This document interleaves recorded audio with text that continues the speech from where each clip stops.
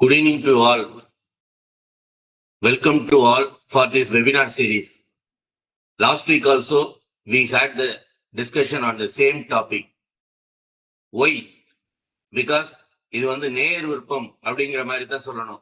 இன்னைக்குள்ள வந்து again we are doing on the same subject. ஏன்னா வந்து there are so many requests from the participants to have it again because they have not understood the implications or the importance. So we are bringing in the webinar for what we took it in the last week also. So the topic is refunds, as all of you will be known. Refund அப்படின்னு சொல்றோம் அப்படின்னா வந்துட்டு யானை வாய்க்குள் போன கரும்பு மாதிரி தான். யானை வாய்க்குள்ள போன கரும்பு எடுக்கிறது எவ்வளவு கஷ்டமோ அதே மாதிரி தான் டிபார்ட்மெண்ட் இருந்துட்டு நம்ம கெட்டின பணத்தையோ ஒரு இருக்கிற ஐடிசியோ ரீஃபண்ட் கேட்கறது அப்படிங்கிறது. ஸோ நமக்கு எலிஜிபிளா இருந்தாலுமே but it is a very difficult process to get the refund. Department வந்து ஒரு ரீஃபண்ட் வந்து அப்ளை பண்ண உடனேயே they will be exploring the avenues to reject it. So அவங்களோட அப்ஜெக்டிவ் வந்து என்னவா இருக்கும், இவங்க கேட்கிற ரீஃபண்டை வந்து எப்படி வந்து நெகேட் பண்ணலாம், அதாவது ரெஃப்யூஸ் பண்ணலாம் அப்படிங்கிறது தான் அவங்களோட அப்ஜெக்டிவாக இருக்கும். So that is their motive.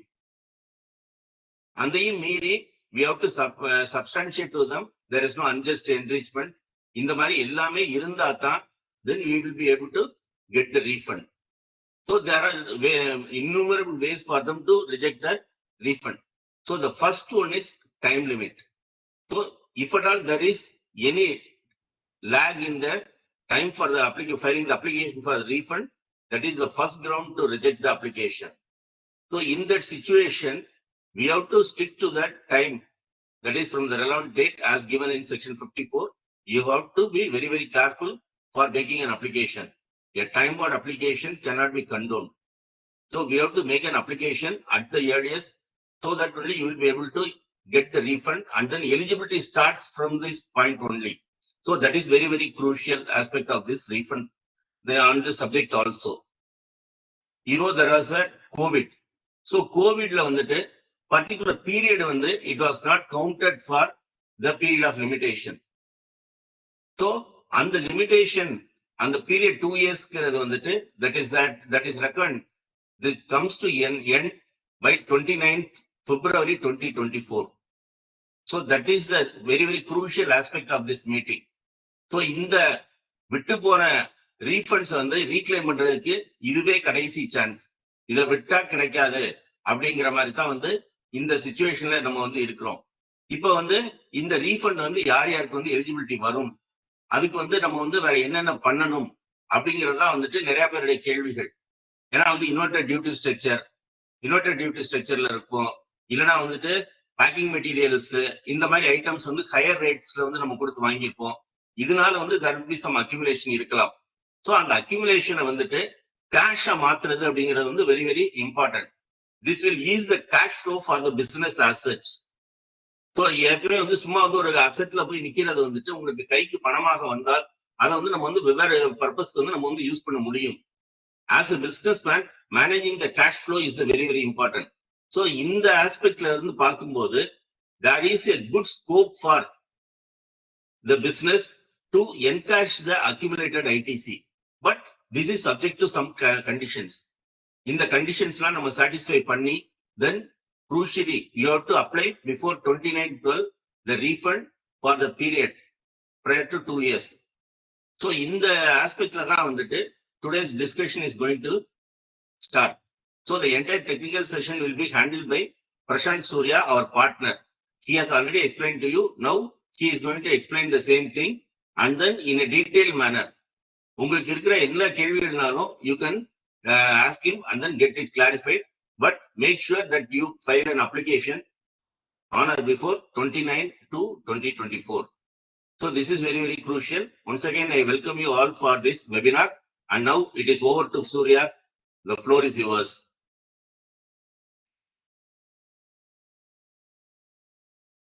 Yes, sir. Thank you, sir.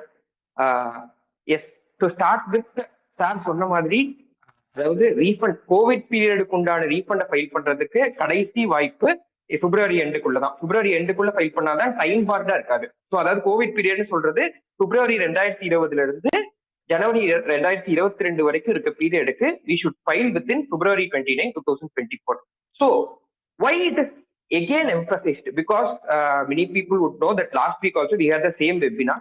ஏன் இதை again emphasize பண்றோம் அப்படின்னா, again there were many queries from the participants last week. எதுக்காக ஏன் இது வந்து திருப்பியும் நாங்க வந்து ஆல்ரெடி ரீஃபண்ட்லாம் அப்ளை பண்ணிட்டு தான் இருக்கோம். எக்ஸ்போர்ட் ரீஃபண்ட் வாங்குறோம், இன்வெர்டர் ரீஃபண்ட் எங்களுக்கு அப்ளையே ஆகாது. கிரெடிட் அக்யூமுலேட் ஆனதெல்லாம் கேபிட்டல் குட்ஸோட ஐடிசி தான். அப்படி இருக்கும்போது இது ஏன் வந்து திருப்பியும் வந்து ஏன் இது ரீஃபண்ட் அப்ளை பண்ற 29 யாருக்கு அப்ளிகபிள் அவங்களுக்கு தானே, எங்களுக்கு அப்ளிகபிள் கிடையாது. ஏன்னா நாங்க வாங்குறதும் 5%, விற்கிறதும் 5% தான் இருக்கும் போது எங்களுக்கு அப்ளிகபிள் ஆகாது அப்படின்னு சொல்லி இதுல கிரெடிட் லெட்ஜர்ல எங்களுக்கு அக்யூமுலேஷன் இருக்கு. 10 crores 20 crores கூட அக்யூமுலேஷன் இருக்கு. ஆனா அதெல்லாம் கேபிட்டல் குட்ஸோட அக்யூமுலேஷனா இருக்கு. ஸோ அது எப்படி நம்ம கேபிட்டல் குட்ஸோட ஐடிசி வந்து எப்படியா இருந்தாலும் நம்ம ரீஃபண்ட் வாங்க முடியாதுங்கிறது எல்லாருக்கும் தெரிஞ்சதுதான். ஸோ அதனால இது எங்களுக்கு வராதே அப்படின்னு சொல்லி நிறைய பேர் வந்து பார்ட்டிசிபென்ட்ஸ் வந்து பெரிய கேட்டிருந்தாங்க. ஸோ ஏன் அதை எம்பசைஸ் பண்ணோம், எதனால வந்து திருப்பியும் வந்து ரீஎம்பசைஸ் பண்றோம் அப்படின்னா, சில points are to be clarified. சில points are to be clarified with respect to latest high court decisions and latest notification. சில பாயிண்ட்ஸ் வந்து கிளாரிஃபை பண்ண வேண்டியிருக்கு. ஸோ அதுக்காக தான் எகெயின் நம்ம வந்து இந்த ரீஃபண்ட் டாபிக் வந்து டச் பண்ண வேண்டியிருக்குது.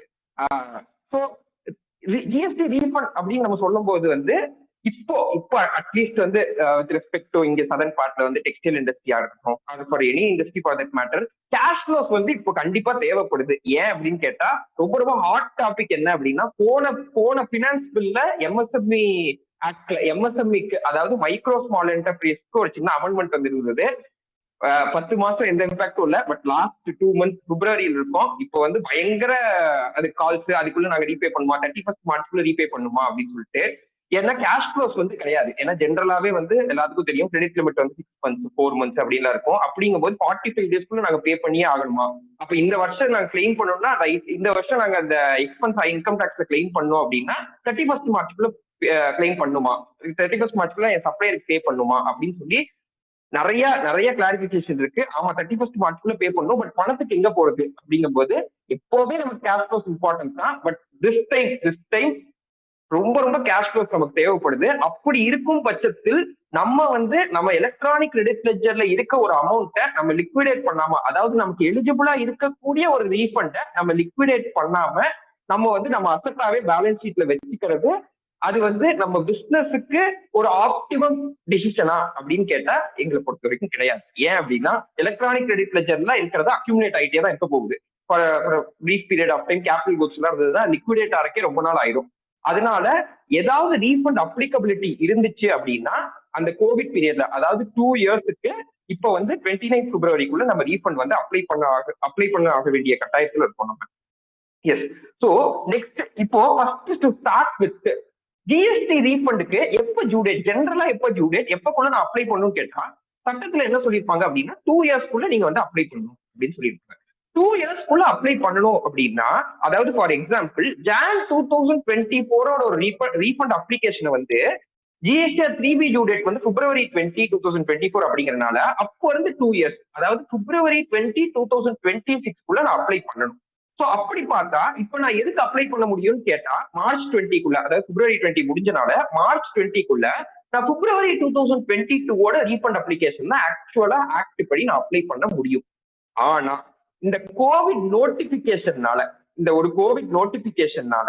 நமக்கு வந்து 2020 February 2020 இருந்து January 2020 உண்டான பீரியட் அது வந்து இந்த February 29 வந்து எக்ஸ்பயர் ஆக போகுது. ஸோ அதனால அந்த 2 வருஷத்துக்குரிய ரீஃபண்ட் அப்ளிகேஷன் ஏதாவது இருந்தா நம்ம அதை வந்து February 29 ரீஃபண்ட் அப்ளை பண்ணணும். ஒரு கேஸ்க்கு ரீஃபண்ட் வருமா வராதா அப்படிங்கறதெல்லாம் வந்து நிறைய டெசிஷன்ஸ் இருக்கு, நிறைய கேஸ் லாஸ் இருக்கு. அப்படி இருந்தா கூட டைம் பார்டு ரீஃபண்ட் அப்ளிகேஷன் எங்கேயுமே வந்து நம்ம என்ஃபோர்ஸ் பண்ண முடியறது இல்லை. ஸோ அதனால டைம் பார்டு ரீஃபண்ட் அப்ளிகேஷனா இருக்காம இருக்க நம்ம வந்து February 2020 இருந்து January 2022 ஏதாவது ரீஃபண்ட் அப்ளிகேஷன்ஸ் நம்ம போட வேண்டியது இருந்தா, this is for any matter, it might be inverted duty structure, it might be export without payment of tax, இல்ல it might be SEZ without payment of tax. இல்ல it maybe for the matter excess payment of tax கூட இருக்கலாம். So என்ன விஷயமா இருந்தாலும் அதுக்கு 2 இயர்ஸ்க்குள்ள நம்ம refund apply பண்ண வேணும். அப்படிங்கும் போது அந்த டைம் லிமிட் கோவிட் பீரியடுக்கு 29 February it is going to end. So please, if you have some balances in electronic credit ledger, please reassess if you are eligible for refund and apply for refund within the due date. First point இது. So எப்படி இதுல extend ஆயிருக்கு அப்படின்னு கேட்டா, ஜனவரி 2020க்கு original due date என்ன அப்படின்னா 20th February 2022. 20th February 2022 அதோட due date வந்து முடிஞ்சது. 20th February 2024 அது வந்து முடிஞ்சது. அடுத்து February 2020 டியூ டேட் வந்து ஆக்சுவல் டியூ டேட் பார்த்தா 20th March 2022. கோவிட் அப்படிங்கறதுனால அந்த பீரியட் இப்ப எக்ஸ்டெண்ட் ஆகி அதுக்கான டியூ டேட் வந்து இப்ப 28th February 2024 மாறி இருக்கு. 28th or 29th for that matter, because February 28, 2022 வரைக்கும் தான் எக்ஸ்க்ளூட் பண்ணிருக்காங்க. ஸோ ஆன் சேஃபர் சைட் நான் அதோட டியூ டேட் வந்து 28th February டேர்ம் பண்ணிக்கிறேன். ஓகேவா? அஃப்கோர்ஸ் 29th February தான் நம்ம கடைசியில் ஃபைல் பண்றோம் அப்படின்னா it can be proved with the department, but to be on a safer side 28th February 2024 I will term it as the due date. Next, March 2020, April 2020, May 2020 up to January 2022 வரைக்கும் due date வந்து அந்தந்த மாசத்துல இருந்து 2 years கழிச்சு வர்ற GSTR 3B due data இருக்கும். அதாவது March 2020க்கு 20th April 2022 இருந்திருக்கும். ஆனா இப்போ வந்து அதோட டியூ டேட் வந்து 28th February 2024. ஸோ February 2020ல இருந்து ஜனவரி 2022 வரைக்கும் நமக்கு ஏதாவது ரீஃபண்ட் அப்ளிகேஷன் இருந்தா அதை வந்து 29th February 2024 நம்ம கண்டிப்பா அப்ளை பண்ணியே ஆகணும். ஸோ இப்ப பார்த்தோம் அப்படின்னா ரீஃபண்ட் அப்ளிகேஷன் வந்து சார் இப்படியும் எனக்கு எலிஜிபிள் ரீஃபண்ட் தானே, நான் it is refund eligible to me even if I apply it time part I should be at least able to prove it in the highest court of law. Supreme court போயாவது நான் refund வாங்க முடியும். It maybe ஒரு 10 crores refund இருக்கலாம். அப்படிங்கும் போது நான் supreme court போயாவது நான் ரீஃபண்ட் வாங்க முடியல அப்படின்னு கேட்டா time bar limitations are not entertained even supreme court. So அதனால டைம் பார் தான் நம்ம ரீஃபண்ட் அப்ளிகேஷன் இப்ப பண்ண முடியல, ஏதோ ஒரு காரணத்துக்காக இப்ப பண்ண முடியல. ஆனா நான் எலிஜிபிள் ஃபார் ரீஃபண்ட் தான். இந்த ரீஃபண்டை நான் மார்ச் மாசம் நான் அப்ளை பண்றேன். உதாரணத்துக்கு ஏப்ரல் 2020 ரீஃபண்ட் அப்ளிகேஷனை நான் மார்ச் 2024 போய் அப்ளை பண்றேன் அப்படின்னா it is straight away rejected as time barred. அது சுப்ரீம் கோர்ட்ல கூட நம்ம என்னதான் பண்ணாலும் டைம் பார்ட் அப்ளிகேஷனை அவங்க எடுத்துக்க வைக்கவே முடியாது. So it is very very crucial to apply the refund with the time limit, prescribe time limit. So இப்போ எக்ஸ்டெண்டட் டைம் லிமிட்டோட இம்பார்ட்டன்ஸ் என்ன அப்படின்னா, இப்போ வந்து சப்போஸ் ஃபார் எக்ஸாம்பிள் நமக்கு ஒரு 1000 ரூபாய் வந்து அமேசான்ல நம்ம வாங்கிருக்கோம்னு சொல்லி ஒரு ரீஃபண்ட் வவுச்சர் வச்சிருக்கோம். அதோட எக்ஸ்பைரி டேட் வந்து 2 இயர்ஸ்ல முடியுதுன்னு வச்சுக்கோமே. அது அந்த 2 இயர்ஸ்க்குள்ள நான் அந்த ரிடீம் பண்ணல அப்படின்னா even though it will be in வவுச்சர்ல 1000 ரூபாய் நம்ம காட்டிட்டு இருந்தாலும் என்னால் ரிடீம் பண்ண முடியாது. அதே மாதிரிதான் சிமிலர் தான் எலக்ட்ரானிக் கிரெடிட் லெஜர்ல இருக்கிறதும். எலக்ட்ரானிக் கிரெடிட் லெஜர்ல என்னதான் சார் எலக்ட்ரானிக் கிரெடிட் லெஜர்ல தான் அந்த அமௌண்ட் இருக்கு, எங்கேயும் போக போறது இல்ல. நான் வந்து ரீஃபண்ட் அப்ளை பண்ண எலக்ட்ரானிக் கிரெடிட் லெஜர் வந்து குறையும், இல்லாட்டி அது குறைய போறது இல்லை, அப்படியே இருக்குன்னு கேட்டாலும் there is a vast difference between having a cash in your hand and having a figure in balance sheet as current asset. So அதனால ஏதாவது ரீஃபண்ட் இருந்தா கண்டிப்பா அப்ளை பண்ணிடலாம். இப்போ எதுக்காக ஏன் வந்து நிறைய பேருக்கு இது அப்ளை ஆகும்? ஏன்னா ரீஃபண்ட் இருந்தா ஆப்வியஸா அப்ளை பண்ணிட்டு போறோம். ஏன்னா நமக்கு இருந்த கேஷ் ஃப்ளோ கிரன்ச்சுக்கு நமக்கு வந்து ரீஃபண்ட் இருந்தா ஆப்வியஸா நம்ம அப்பப்போ அப்ளை பண்ணியிருக்கோம். ஆனா ஒரு 2 types of refund we have noted அது வந்து அப்ளை பண்ணாம விட்டது. அதாவது அந்த முன்னாடி அந்த டிபார்ட்மெண்டோட பார்வை அதுல எப்படி இருந்தது அப்படின்னா அதுக்கு வந்து ரீஃபண்ட் அப்ளை ஆகாது அப்படின்னு இருந்தனால many associates didn't apply for the refund. But owing to the recent case law, very recent high court case law, அந்த சிச்சுவேஷன்லயும் நமக்கு ரீஃபண்ட் வரும் அப்படிங்கிறது கன்ஃபார்ம் ஆயிருக்கு. அப்படிங்கும் போது அந்த ரீஃபண்ட் ஏதாவது இருந்தா நம்ம அப்ளை பண்ணிக்கலாம். For example Nagan industrial enterprises சொல்லிட்டு ராஜஸ்தான் ஹைகோர்ட்ல ஒரு டெசிஷன் இருக்குது. அதாவது நான் காட்டன் வாங்குறேன், காட்டன் யானா விற்கிறேன். காட்டன் வியால்னோ cotton is 5%, cotton yarn is 5%. அப்படி இருக்கும்போது மெயின் இன்புட்டும் 5%, மெயின் அவுட்புட்டும் 5%. அப்படி இருக்கும்போது எனக்கு ரீஃபண்டே வராது இல்ல அப்படிங்கிறது தான் வந்து எல்லா ஜெனரல் ஒரு அண்டர்ஸ்டாண்டிங்கா இருந்தது. அதுவும் அக்யூமுலேஷன் அவங்களுக்கு எப்படி ஆயிருக்கும்னா கேபிட்டல் குட்ஸ்னால அந்த அக்யூமுலேஷன் வந்து ஆயிருக்கும் அவங்களுக்கு. So capital goods heavy capital investment இருக்கும், அதனால ஐடிசி அக்யூமுலேஷன் இருக்கும். we all know that capital ITC cannot be liquidated. So அப்படி இருக்கும்போது நமக்கு எப்படி வந்து இதை ரீஃபண்ட் வாங்க முடியும்? ஏன்னா main inputs is 5%, main output 5%. போது இதை வந்து இன்வெர்டட் டியூட்டி ஸ்ட்ரக்சர் கீழே நம்ம டேர்மே பண்ண முடியாது. அப்படி இருக்கும்போது நமக்கு இது ரீஃபண்ட் வாங்க முடியாது இல்ல அப்படிங்கறத ஜெனரல் அண்டர்ஸ்டாண்டிங்கா இருந்தது.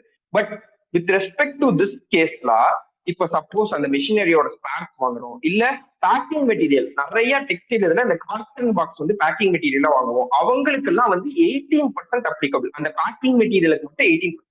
though the volume of packing material got is very small, ரொம்ப நெக்லிஜிபிளா இருந்தா கூட அதை வச்சு நம்ம இன்வெர்டட் டியூட்டி ஸ்ட்ரக்சர்ல ரீஃபண்ட் அப்ளை பண்ண முடியும். as you all know, inverted duty structure is only a formula. ஒரு ஃபார்முலா அப்ளை பண்ணி நம்ம வாங்கணும் அப்படிங்கறக்காக அது நமக்கு ஏத்த மாதிரி, அதாவது பீரியாடிக்கலா பெர் மந்த் 1 மந்த்க்கு ஒன்ஸ் அப்ளை பண்றோமா, இல்ல 2 months April May June July அப்படி அப்ளை பண்றோமா அப்படிங்கறது பார்த்து நம்ம மேக்ஸிமம் ரீஃபண்ட் நம்ம எலக்ட்ரானிக் லிட்ரேச்சர்ல இருந்து லிக்விடேட் பண்ண முடியும். ஸோ ப்ரீவியஸ்லி இதுக்கு வந்து main input main output inverted duty ஸ்ட்ரக்சர்ல இருந்தா மட்டும்தான் ரீஃபண்ட் எலிஜிபிள்ங்கிற ஒரு பார்வை இருந்தது.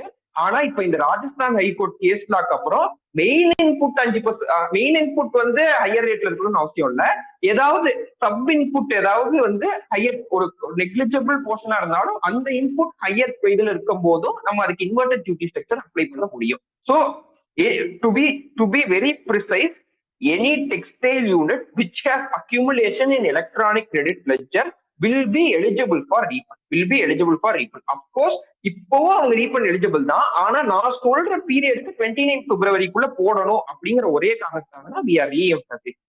Of course ஜனவரி 2024 பீரியடுக்கும் அது அந்த ரீஃபண்ட் அப்ளிகேஷன் வந்து போட முடியும். ஆனா அந்த 2 இயர்ஸ் நம்ம இப்ப மிஸ் பண்ணிட்டா அதுக்கப்புறம் அதை லிக்விடேட் பண்ண முடியாமையே போயிடலாம். ஸோ அதனால இட்ஸ் பெட்டர், டெக்ஸ்டைல் யூனிட்டா இருக்கீங்க, உங்களுக்கு வந்து இது இருக்கு, உங்களுக்கு வந்து எலக்ட்ரானிக் கிரெடிட் லெட்ஜர்ல தேர் இஸ் அக்யூமுலேட்டட் பேலன்ஸ் அப்படின்னா you please reassess whether you are eligible for refund. 99% of the concerns are eligible for refund because they will have 18% machinery spares இருக்கும், இல்ல பேக்கிங் மெட்டீரியல் இருக்கும், ஏதாவது ஒன்று 18% இருக்கும். So 99% you would be eligible for refund if you have a balance in electronic credit ledger. இது first important case law. Second important case law was with respect to VSM Weaves India Private Limited in the Madras High Court, in our jurisdictional Madras High Court. அதுல வந்து ஜெனரலா ஒரு textile யூனிட்டா இருக்கும் போது, so இங்க southern மெயினா இங்க சொல்றதுனால இவங்களுக்கு தான் அப்ளிகபிள்ங்கிறதுனால I will take an example of textile unit. அவங்களுக்கு வந்து இந்த 18% ஜென்ரலா இந்த டிஸ்கோஸ் எல்லாம் வாங்கி பண்ணாங்க அப்படின்னா ஸ்ட்ரெயிட்டாவே அவங்களுக்கு இன்வெர்டட் டியூட்டி ஸ்ட்ரக்சர் அப்ளிகபிள், இல்லாட்டி கூட அவங்களுக்கு இந்த பேக்கிங் மெட்டீரியல்னால இன்வெர்டட் டியூட்டி ஸ்ட்ரக்சர் அப்ளிகபிள் ஆயிருக்கும். ஆனா ஜென்ரலா எப்படி இருக்கும் அப்படின்னு பாத்தீங்கன்னா ஒரு 70% கிட்ட எக்ஸ்போர்ட் பண்ணிடுவாங்க. எக்ஸ்போர்ட் பண்ணா அதுக்கு வந்து ரீஃபண்ட் வாங்கிடுவாங்க, without payment of tax LUT கீழே ரீஃபண்ட் வாங்கிடுவாங்க.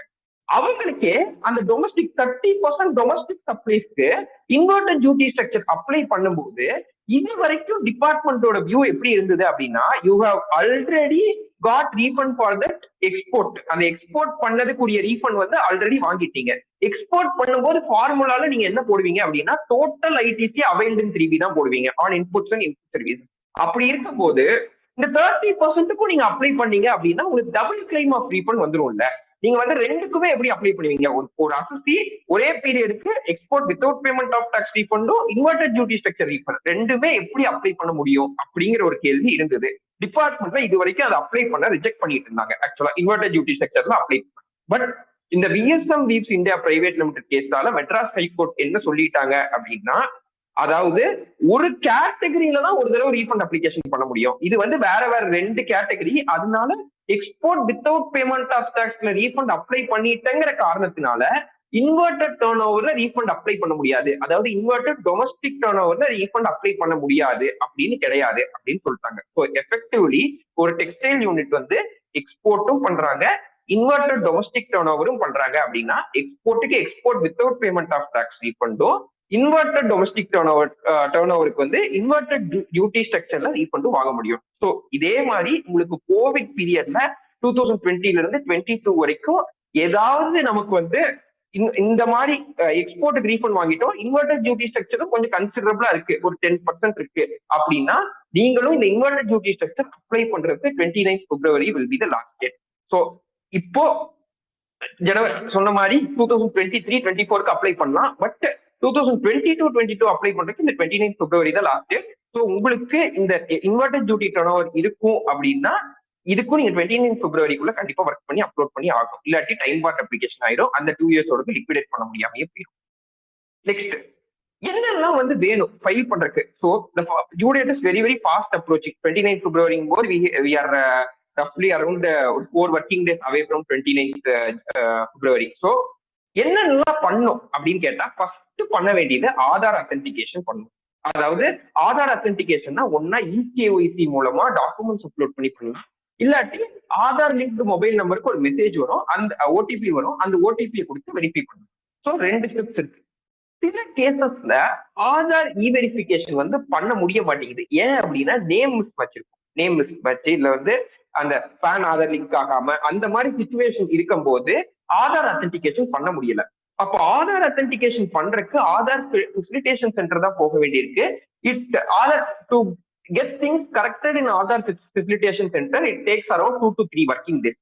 ஸோ அதனால 29 பிப்ரவரி தான் நமக்கு டியூ டேட். அப்படிங்கும் போது இன்னைக்கே அட்லீஸ்ட் ஆதார் அத்தன்டிகேஷன் ஆச்சு பண்ணி வச்சுக்கிட்டா மட்டும்தான் நம்ம வந்து ஒர்க் பண்ணி அடுத்த வாரம் ரீஃபண்ட் ஃபைல் பண்ண முடியும். 28 பிப்ரவரி நம்ம எடுத்தோம்னா first of all working itself compulsion process. Because many would know அதுக்கு வந்து ஸ்டேட்மெண்ட் 01A அனெக்ஷன் பின் 2 அப்லோட் பண்ண வேண்டியிருக்கும். ஸ்டேட்மெண்ட் 01A எல்லாம் பார்த்தோம்னா நமக்கு வந்து வேலிடேட் ஆகணும். அதாவது 2A இந்த நீங்க போடுற வேல்யூ வந்து மேட்ச் ஆகுதுன்னு வேலிடேட் ஆகணும். அதே மாதிரி GSTR 1 நீங்க போடுற சேல்ஸ் வந்து மேட்ச் ஆகுதுன்னு வேலிடேட் ஆகணும். வேலிடேட் ஆகல அப்படின்னா நீங்க ரீஃபண்ட் அப்ளிகேஷன் ஃபைல் பண்ண முடியாம போயிடும். ஸோ அதுவே ஒரு கம்பல்சன் ப்ராசஸா இருக்கும்போது 28th போய் நம்ம if we find that Aadhaar authentication is not done and Aadhaar authentication could not be done in the portal, refund application நாளைக்கு ஃபைல் பண்ண முடியாம போறதுக்கு வாய்ப்பு இருக்கு. This will lead to huge revenue loss. அதனால உடனே நமக்கு ரீஃபண்ட் வருதா இல்லையா அப்படிங்கறது கூட அடுத்து அசஸ் பண்ணிக்கலாம். Aadhaar authentication is anyway to be done தான், எப்பவுமே பண்ணிதான் ஆகணும் நம்ம. அதனால ஃபர்ஸ்ட் ஆதார் அத்தன்டிகேஷன் பண்ணிடலாம். அதுக்கப்புறம் எலக்ட்ரானிக் சிக்னேச்சர்ல தான் பேலன்ஸ் தான் நமக்கு ரீஃபண்ட் வருமா அப்படிங்கறத ரீஅசஸ் பண்ணி பார்க்கலாம். ஸோ ஆதார் அத்தன்டிகேட்டட் அப்படின்னா இப்படிதான் வரும். வெதர் ஆதார் அத்தன்டிகேட்டட் எஸ்ன்னு வரும். உங்களுக்கு ஆதார் அத்தன்டிகேஷன் பண்ணிருக்கோமா இல்லையானே தெரியலன்னா வெதர் ஆதார் அத்தன்டிகேட்டட் அங்க சர்ச் டாக்ஸ் பேர்ல போய் ஜிஎஸ்டி நம்பர் கொடுத்தீங்கன்னா வெதர் ஆதார் அத்தன்டிகேட்டட் எஸ்ன்னு வந்துச்சுன்னா you have authenticated Aadhaar. Otherwise you should authenticate the Aadhaar very very very very fast. Immediately அந்த ஆதார் அத்தன்டிகேஷன் வந்து பண்ணியாகும்.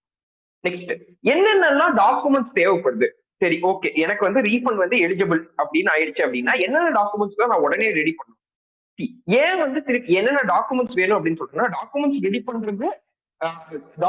பண்றது it's very very big process. ஏன் அப்படின்னா it pertains to covid period. So அந்த டாக்குமெண்ட்ஸ் எல்லாம் திருப்பி எடுத்து நம்ம அதை ஃபுல்லா வந்து ரெடி பண்ண வேண்டியிருக்கும். So it will take some amount of time. So அதனால இதுக்கு உடனே ஆக்ட் பண்ண வேண்டியிருக்கு. ஸோ என்னென்ன இதெல்லாம் வேணும் அப்படின்னா, you also export with payment of tax. அதாவது எல்யூடில இல்லாம டாக்ஸ் பே பண்ணி எக்ஸ்போர்ட் பண்ணா அதுக்கு ரீஃபண்ட் அப்ளிகேஷன் தனியா ஃபைல் பண்ண ஒரு அவசியமே இல்லை. GSTR 1, 3B கரெக்டா ஃபைல் பண்ணிருந்தீங்கன்னாவே போதும். சப்போஸ் GSTR 1, 3B கரெக்டா நம்ம ஃபைல் பண்ணாம விட்டுருந்தா நமக்கு வந்து இன்னும் ரீஃபண்ட் வந்திருக்காது. அப்போ நம்ம மேனுவலா ரீஃபண்ட் அப்ளை பண்ணி தான் வாங்கி இருந்திருக்கணும். ஏன்னா இப்போ போய் 2020 GSTR 1 ரெக்கார்ட்ஸ் நான் அமெண்ட் பண்ண முடியாது. ஸோ அப்படி இருந்தா உங்க கோவிட் பீரியட்ல, அதாவது please recheck whether you have any pending refunds, IGST refunds, export IGST refunds with respect to this covid period. அந்த கோவிட் பீரியட்ல ஏதாவது ரீஃபண்ட்ஸ் பெண்டிங் இருந்தா அதையும் நம்ம பிப்ரவரி 2024 அப்ளை பண்ணணும். எக்ஸ்போர்ட் வித்தவுட் பேமெண்ட் ஆஃப் டாக்ஸ்க்கு bill wise breakup of ITC எடுக்க வேண்டியிருக்கும். அதாவது ஒரு மாசம் நம்ம அப்ளை பண்றோம். ஃபார் எக்ஸாம்பிள் டிசம்பர் 2020க்கு நம்ம ரீஃபண்ட் அப்ளிகேஷன் போடுறோம் அப்படின்னா அந்த மந்தோட ITC பிரேக்கப் வந்து நீங்க கொடுக்க வேண்டியிருக்கு. அதுல என்ன இன்னும் கொஞ்சம் ஒரு டஃப்பான ப்ராசஸ் அப்படின்னா, நீங்க அனெக்ஸ்ட் B சப்மிட் பண்ணும்போது you should also give the HSN code. அதாவது பர்ச்சேஸோட HSN code you should give the HSN code and you should also give whether it is an input or input services or capital goods. அதையும் கொடுக்க வேண்டியிருக்கும். Please note that இது வரைக்கும் நம்ம அதுக்காக ஒர்க்கே பண்ணிக்க மாட்டோம். ஏன்னா HSN கோட் எங்கேயுமே GSTR 990 மேண்டேட்டரி கிடையாது பர்ச்சேஸ்க்கு. ஸோ அப்படி இருக்கும்போது இது வரைக்கும் நம்ம அந்த ஒர்க்கே பண்ணிருக்க மாட்டோம். ஸோ HSN கோட் ஒருவேளை நம்ம அக்கௌண்டிங் சாஃப்ட்வேர்ல இல்லைன்னா நம்ம பில் வைஸ் ஒர்க் பண்ணி அதை எடுக்க வேண்டியதா இருக்கும். Which is a very very big process actually. கொஞ்சம் வால்யூம்லாம் அதிகமா இருந்துச்சு அப்படின்னா அது ரொம்ப ரொம்ப பெரிய ப்ராசஸ். ஸோ அதனால ப்ளீஸ் ஆக்ட் இமீடியட்லி. அந்த ரீஃபண்ட் வரணும், ரீஃபண்ட் ஒருவேளை எலிஜிபிளா இருக்கு அப்படின்னா please act immediately. You should have 2 things. One is ITC, அதாவது 2 பிரேக்கப்புக்கு. ஒன்னு HSN கோட் வைஸ் இருக்கணும், இன்னொன்னு இன்புட்டா இன்புட் சர்வீசஸா கேபிட்டல் குட்ஸா அப்படிங்கறத பைஃபர்கேட் பண்ணிருக்கணும். Essential supplies without payment of tax பண்றோம் அப்படின்னா அதுக்கும் இதே தான் கிட்டத்தட்ட. ஒன்னே எக்ஸ்ட்ராவா DTA ப்ரொக்யூர்மெண்ட் சர்டிபிகேட் வாங்கிருக்கணும். ஸோ ஒருவேளை அப்ப DTA ப்ரொக்யூர்மெண்ட் சர்டிபிகேட் அதாவது வாங்காம விட்டுருந்தீங்க அப்படின்னா, அதாவது நீங்க வந்து ஒரு நான் SEZ, அதாவது நீங்க DTA நீங்க வந்து ஒரு SEZ சேல் பண்றீங்க அப்படின்னா அந்த SEZக்குன்னு ஒரு ஆத்தரைஸ்ட் ஆபீசர் இருப்பாரு. அந்த ஆபீசர் வந்து அந்த எஸ்சிஸ டிடிஏ இருந்து, அதாவது உங்ககிட்ட இருந்து ப்ரொக்யூர் பண்ணிருக்கு அப்படின்னு சொல்லி கொடுக்குற சர்டிபிகேட் தான் டிடிஏ ப்ரொக்யூர்மெண்ட் சர்டிபிகேட். சோ ஒருவேளை அப்படி ஏதாவது SCS supply without payment of tax refund நமக்கு பெண்டிங் இருந்ததுன்னா DTA procurement certificate upload பண்ண வேண்டியிருக்கும். We have seen many cases where the DTA had failed to collect the DTA procurement certificate. So அதனால நம்ம வந்து அந்த DTA procurement certificate ஒருவேளை இல்லைன்னா அதை உடனே அக்சஸ் பண்ணி நம்ம டிபார்ட்மெண்ட்ல இருந்து வாங்கி அதுக்கப்புறம் ரீஃபண்ட் அப்ளிகேஷன் ஃபைல் பண்ணோம். ஸோ அதுவுமே கொஞ்சம் டைம் எடுக்கும். So please pre plan it also. Next inverted duty structure. Inverted duty structure தான் நான் ஸ்டார்டிங் சொன்ன ரெண்டு கேஸ் கிளாஸுமே ரொம்ப இம்பார்ட்டன்டா இருந்தது இன்வெர்டட் டியூட்டி ஸ்ட்ரக்சர் தான். Because many people know that they have to claim refund in export or SEZ supplies. அது வந்து state எல்லாத்துக்குமே தெரியும், ஜீரோ ரேட்டட் சப்ளை பண்ணோம் அப்படின்னா அதுக்கு வந்து ரீஃபண்ட் வந்துடும் அப்படின்னு சொல்லிட்டு. பட் இன்வெர்டட் டியூட்டி ஸ்ட்ரக்சரும் ரொம்ப ஸ்ட்ரெயிட்டா இருக்கும் போது, அதாவது 18% நம்ம வாங்குறோம், விஸ்கோஸ் வாங்குறோம் ஃபார் எக்ஸாம்பிள் அப்படின்னா 18% வாங்குறோம், 20% 12% விற்கிறோம் அப்படின்னா ஸ்ட்ரெயிட்டாவே இன்வெர்டட் டியூட்டி ஸ்ட்ரக்சர். ஆனா இந்த பேக்கிங் மெட்டீரியலுக்கு ரீஃபண்ட் வாங்குறது, இந்த மிஷினரி ஸ்பேர்ஸ்க்கு ரீஃபண்ட் வாங்குறது, அதுக்கப்புறம் எக்ஸ்போர்ட் இருக்கும் போது நான் இன்வெர்டட் டியூட்டி ஸ்ட்ரக்சருக்கும் ரீஃபண்ட் வாங்குறது, இதெல்லாம் many people many assessees had missed out. So அதோட ரீஃபண்ட் வந்து இப்ப அப்ளை பண்ணும். அது வந்து policy inverted duty structure. So இதுக்கும் சிமிலர்லி பில் வைஸ் பிரேக்கப் வந்து தேவைப்படும். அது கூட இது என்ன வேணும் அப்படின்னா இன்வெர்டட் சேல்ஸ் டீடைலும் வேணும். அதாவது இப்போ 5% சேல்ஸ் தான் நம்ம சேல்ஸ் பண்றோம் அப்படின்னா அந்த சேலோட GSTR 1 என்ன காமிச்சிருக்கீங்களோ GSTR 1 அப்படியே எக்ஸ்ட்ராக்ட் பண்ணி ஸ்டேட்மெண்ட் 1 இயர்ல போட்டீங்க அப்படின்னா தட் இஸ் இனஃப். ஸோ மெயினா இங்கேயும் இன்வெர்டட் டியூட்டி ஸ்ட்ரக்சர் ஒரு சேலஞ்சிங் டாஸ்க் என்னன்னா breaking up the ITC with respect to input input service capital குட்ஸா அப்படிங்கறது அது பிரேக் பண்ணும். ஸோ எப்படி அப்ளை பண்ணும் ரீஃபண்ட் அப்படின்னா சர்வீசஸ் போயிட்டு நம்ம தொடர்ந்துமே டேஷ்போர்ட் இருக்கும், அங்க சர்வீசஸ் போயிட்டு ரீஃபண்ட்ஸ்ல அப்ளிகேஷன் ஃபார் ரீஃபண்ட் போனா இந்த மாதிரி வரும். இந்த மாதிரி there will be many categories. இதுல எந்த கேட்டகரியோ அதை செலக்ட் பண்ணி கிரியேட் ரீஃபண்ட் அப்ளிகேஷன் கொடுக்கணும். அதாவது நீங்க இப்போ நான் சொல்லியிருந்த மாதிரி February 2020 தான் இந்த டியூ டேட் முடியல. இப்போ February 2020 இப்போ போய் நீங்க அப்ளை பண்றீங்க அப்படின்னா நீங்க கண்டிப்பா வந்து February 2020 ஸ்ட்ரெயிட்டாவே அப்ளிகேஷன் போட முடியாது, குரோனாலஜிக்கலா தான் அப்ளை பண்ண முடியும். So your registration date are 1/7/2017, அதாவது GST inception date whichever is later. அப்போ இருந்து 1/7/2017 இருந்து January 2020 வரைக்கும் நீங்க nil refund application ஃபைல் பண்ணணும். ஏன்னா அதுக்கு refund application ஃபைல் பண்ணா it will become time barred and it will become automatically rejected. Electronic ledgerல நம்ம டெபிட் ஆறதா மிச்சம். ஸோ அதனால அதுக்கு நீங்க வந்து இனி ஃபைல் பண்ண முடியாதுதான். ஸோ அதுக்கு முன்னாடி இருக்க பீரியடுக்கு nil refund application கண்டிப்பா ஃபைல் பண்ணாதான் it will allow you to file February 2020 refund application. ஏன் அப்படின்னா குரோனாலஜிக்கலா தான் GST refund application can be filed. So அதை ஃபைல் பண்ணிட்டு then you should start filing February 2020 refund application. Next எப்பப்பெல்லாம் GST ரீஃபண்ட்ஸ் நமக்கு வரலாம் அப்படின்னா main thing I would request you all to please get it checked with us. அதாவது உங்க electronic credit லெட்ஜர்ல ஏதாவது பேலன்ஸ் இருந்தாவே லாங் பெண்டிங் இருக்கு, it might be because of capital goods, it might be because of inputs, it might be because of input services, whatever it may be. Electronic credit லெட்ஜர்ல ஒரு balance இருந்தாவே you please get it checked with us whether you are eligible for refund. So capital goods மூலமா கூட accumulate ஆயிருந்திருக்கலாம், but we would have a way, அதாவது we might have a way to get it refunded. Inverted duty structure we might have a way to get it refunded. So please don't miss it out.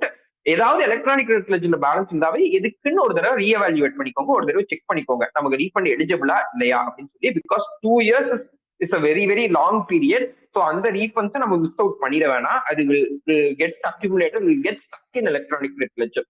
ஏதாவது excess payment of tax பண்ணியிருக்கீங்க அப்படின்னா, ஏதாவது department audit வந்துச்சு அப்படிங்கும் போது 3B பண்ணிட்டோம், DR03 போட்டோம், அந்த மாதிரி எக்ஸஸ் பேமெண்ட் ஆஃப் டாக்ஸ் பண்ணியிருந்தீங்கனாலும் உங்களுக்கு ரீஃபண்ட் எலிஜிபிலிட்டி வரும்.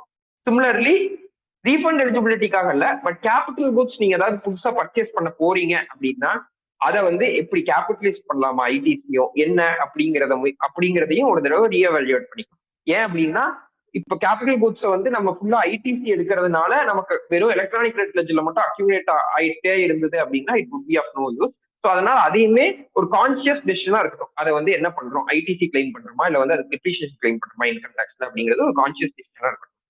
So that's all I thought I should emphasize on the refund applications.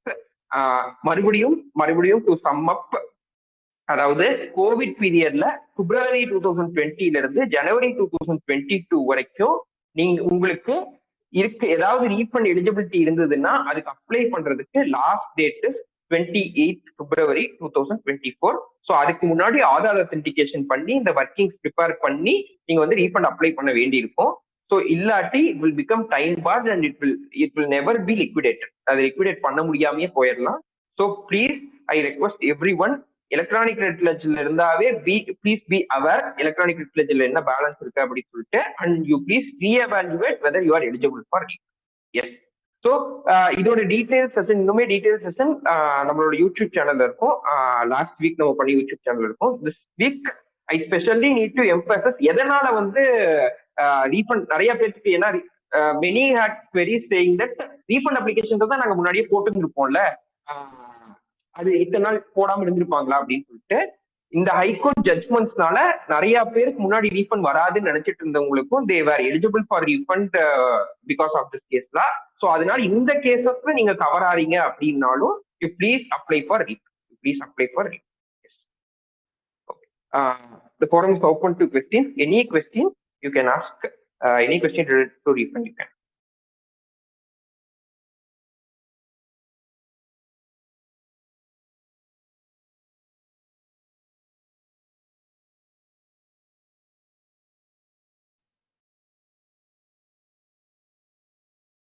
கொரிஸ் இருந்துச்சுனாலும் வந்து சாட் பாக்ஸ்ல போடுங்க, வாய்ஸ்ல வேணாலும் கேளுங்க.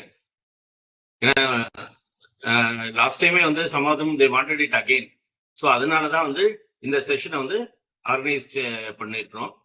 ஸோ அதனால வந்து வேற ஏதாவது கொரிஸ் இருந்துச்சுன்னா ஒன்று சாட் பாக்ஸ்ல போடுங்க, அப்படி இல்லைனாலுமே நீங்க வந்து கேளுங்க. சாட் பாக்ஸ்ல ஏதாவது வந்துருக்கிற மாதிரி இருக்கு. Export supplied of service refund அப்ளிகபிள்னா yes sir, refund is applicable.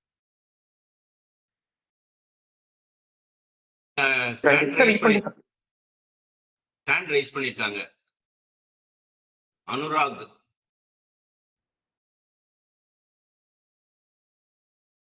Can you speak, sir? Anurag sir, can you speak now, sir? ERC-03 refund applicable na excess payment of tax la refund is applicable Ranjit sir. excess payment of tax நம்ம prove பண்ண முடிஞ்சிருக்கணும், அப்பதான் refund வாங்க முடியும். So டிபார்ட்மெண்டோட சாட்டிஸ்ஃபேக்ஷனுக்கு நம்ம prove பண்ணணும். We are a spinning unit with making products with 5% GST and also 12%. Yes sir, Anurag sir, 5% GST, அதாவது உங்க கேள்வி என்ன அப்படின்னா 5% GST பண்றோம், 12% GST அவுட்வர்ட் பண்றோம், அப்போ நமக்கு ரீஃபண்ட் அப்ளிகபிளா அப்படின்னு கேக்குறீங்க. நமக்கு sir I believe full details தெரியல, பட் ஐ பிலீவ் உங்களுக்கு 18% பேக்கிங் மெட்டீரியல் இருக்கும்னு நினைக்கிறேன். ஸோ அப்போ இந்த ராஜஸ்தான் ஹைகோர்ட் டெசிஷன் படி you would be eligible for refund sir. ஏன்னா 18% உங்களோட சேல்ஸ் ரெண்டுமே 12.5 இருக்கு. So you would be eligible for refund. But அது என்ன காம்பினேஷன்ல பண்ணும் அப்படிங்கிறதும் என்ன மந்த்ஸுக்கு பண்ணும் அப்படிங்கறதும் மட்டும் நம்ம எவாலுவேட் பண்ண வேண்டியது.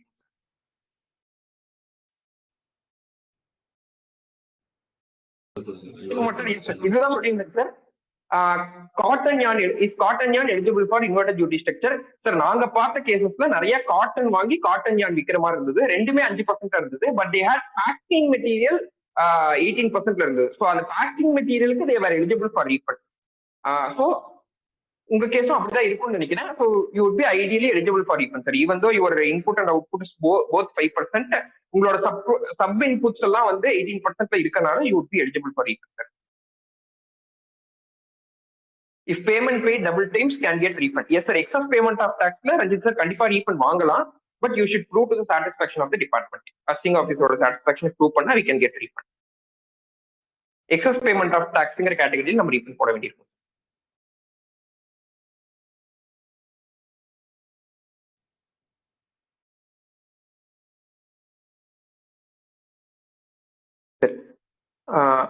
I think that's all with the Q&A sir. Sir, if you have any other questions, you can reach out to us at admin number or support team number கொடுத்திருக்கோம் sir. You can reach out to us if you have any questions related to refund. Yes sir. Sir. So அதனால வந்து திருப்பி some அப் பண்றதுக்கு நமக்கு அந்த Covid பீரியடுக்கு February 28 தான் last date. So அதுக்குள்ள நம்ம வந்து ரீஃபண்ட் அப்ளை பண்ணிடுவோம். Any queries you can reach out to us. Over closing remarks are over to Paul sir. Yes sir, please sir. Again, good evening members. Hope you all enjoyed this session. உங்களுக்கு புரிஞ்சிருக்கும்னு நினைக்கிறேன்.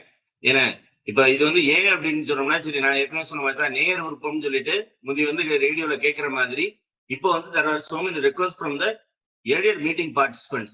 So that only we organize this meeting again. So this is a last opportunity for the refund relating to the COVID period.